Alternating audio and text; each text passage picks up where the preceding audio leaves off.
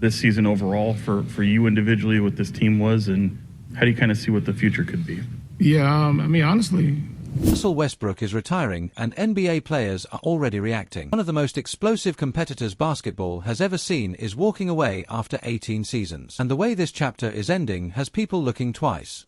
Westbrook was 37 years old, an MVP, a 9-time All-Star, and the NBA's all-time leader in triple-doubles. On paper, that sounds like the perfect setup for a straightforward farewell. But this retirement has more layers than that. There are questions surrounding what options were available to Westbrook, what direction he wanted to take, and why he ultimately decided this was the moment to call it a career.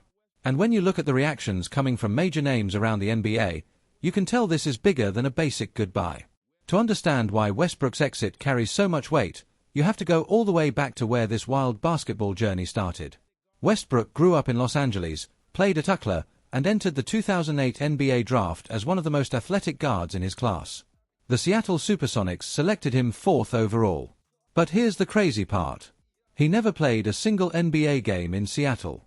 The franchise moved to Oklahoma City that same summer, meaning Westbrook's music, professional story became tied to a brand new basketball city almost immediately, and Oklahoma City quickly discovered exactly what kind of player it had.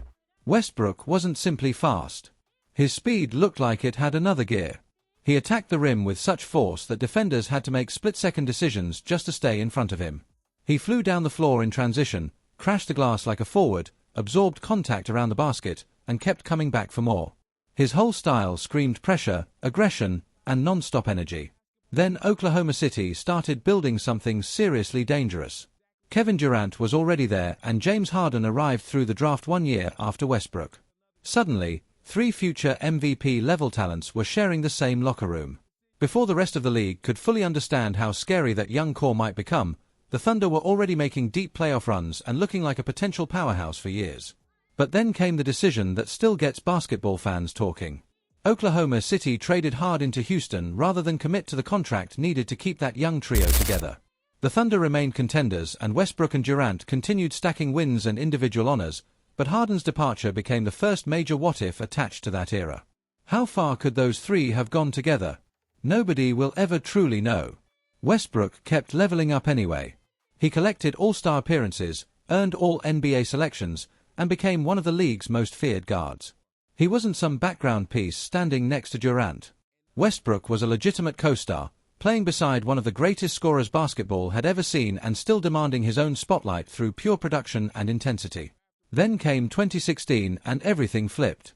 Kevin Durant left Oklahoma City and joined the Golden State Warriors. Just like that, the Thunder lost their biggest superstar. Golden State became even more terrifying, and Westbrook, music, was left as the face of Oklahoma City. Plenty of players might have pulled back under that kind of pressure. Westbrook went completely the other direction. He attacked the opportunity head-on. The 2016-17 season turned into one of the most unforgettable individual campaigns in NBA history. Westbrook averaged a triple-double across the entire regular season, becoming the first player to accomplish that feat since Oscar Robertson in 1962. Night after night, music, he was piling up points, rebounds, and assists while carrying a massive offensive workload for Oklahoma City. The numbers were ridiculous, but the attitude made it even crazier. Westbrook played like every possession had something personal attached to it. He was relentless, emotional, explosive, music, and impossible to ignore. That season ended with him winning the 2017 NBA Valuable Player Award as voters recognized just how rare his performance had been. And Westbrook wasn't finished rewriting the record book. He continued piling up triple-doubles and eventually passed Oscar Robertson to become the NBA's all-time leader in the category. A record that once looked untouchable suddenly belonged to Westbrook. By the end of his career, he had pushed the total to 209 triple-doubles. So tonight, I'm not going to tell you what any of this. That number alone is wild, but his broader career production makes the picture even bigger. Westbrook finished with more than 10,000 assists and more than 27,000 points. Those aren't random role player totals. They represent nearly 2 decades of production from a guard whose style was built around attacking every possession at full speed. But after Oklahoma City, his career started moving fast in a completely different way. Westbrook landed in Houston, reuniting with Harden and creating a backcourt loaded with star power. The idea sounded dangerous, but there was an obvious challenge. Both players were at their best with the ball in their hands. Making those styles fit together was never going to be simple. Then came Washington, where Westbrook delivered some huge performances and continued showing he could stuff the stat sheet. After that came Los Angeles, and this is where the conversation around his career changed dramatically. Joining the Lakers alongside LeBron James and Anthony Davis looked massive on paper. 3 superstar names, 1 historic franchise, and championship-sized expectations. But basketball doesn't care how impressive the names look on a poster. The fit became messy. Spacing was questioned. Westbrook's shooting efficiency and turnovers became constant talking points, while the issue of multiple ball-dominant stars refused to disappear. Expectations in Los Angeles were sky-high. And when the results didn't match them, Westbrook took a huge amount of heat. That Lakers run became the chapter critics brought up again and again. A player who had once been celebrated as the league MVP suddenly became the target of jokes, debates, and non-stop scrutiny. Some criticism focused on legitimate basketball issues, while some of the noise became much bigger than his actual role in the team's problems. Either way, the perception around Westbrook had changed and it never completely returned to what it had been during his Oklahoma City peak. From there came Denver and eventually Sacramento. By the time Westbrook reached the Kings for what became his final season, he wasn't being asked to carry an entire franchise anymore. His role had changed. He was now the veteran voice, the experienced guard, and the former superstar, adjusting to a different place in the NBA hierarchy. Even then, the production didn't simply disappear. Westbrook averaged 15 points, 5 rebounds, and nearly 7 assists for Sacramento. Numbers that would be considered a strong season for plenty of NBA players. And that is exactly where the circumstances surrounding his retirement start getting especially interesting. For a player who was once basically synonymous with putting up a triple-double on any given night, those final numbers showed just how dramatically Russell Westbrook's career had changed.